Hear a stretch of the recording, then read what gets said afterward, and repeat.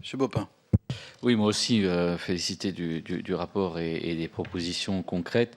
J'avais moi deux questions. L'une sur la question de l'éolien et de la loi littorale, puisqu'il a été rappelé la PPL Brottes, bateau, que certains parlementaires d'ailleurs se sont pas mal battus pour qu'on puisse avancer sur ces sujets. Mais là, vous dites, et vous le mettez dans votre rapport, qu'il y aurait des incertitudes juridiques aujourd'hui qui freinerait le développement des éoliennes.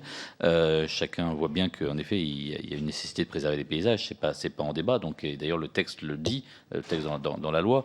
Mais donc, c'est vrai que si il y a une incertitude juridique, est-ce qu'il y a une nécessité qu'éventuellement, à l'occasion de la loi de transition énergétique, il faille préciser des choses en ce qui concerne la proximité littorale, puisque visiblement c'est la question qui se pose pour qu'on puisse lever l'incertitude juridique et que les projets puissent se lancer, parce que si on devait en rester dans une situation où ça soit un inconvénient pour le lancement de projet, ce serait extrêmement dommageable et ça ruinerait en quelque sorte l'effort qui avait été fait dans la PPL. Première question. Deuxièmement, moi je me réjouis aussi de la proposition que vous faites sur les 30% de limitation des énergies variables renouvelables sur les réseaux, et que ça puisse être donc adapté territoire par territoire.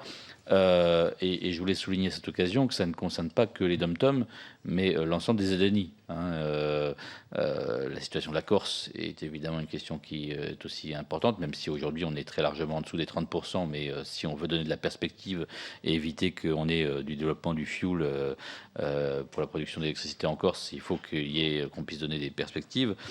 Et citer aussi l'île de Saint, qui est une plus petite île, mais qui aujourd'hui fait l'objet d'une bagarre intéressante, je pense, d'un point de vue conceptuel entre EDF et des promoteurs d'alternatives sur le territoire de l'île de Saint, et qui là aussi peuvent être intéressés par ce dépassement du seuil de 30%.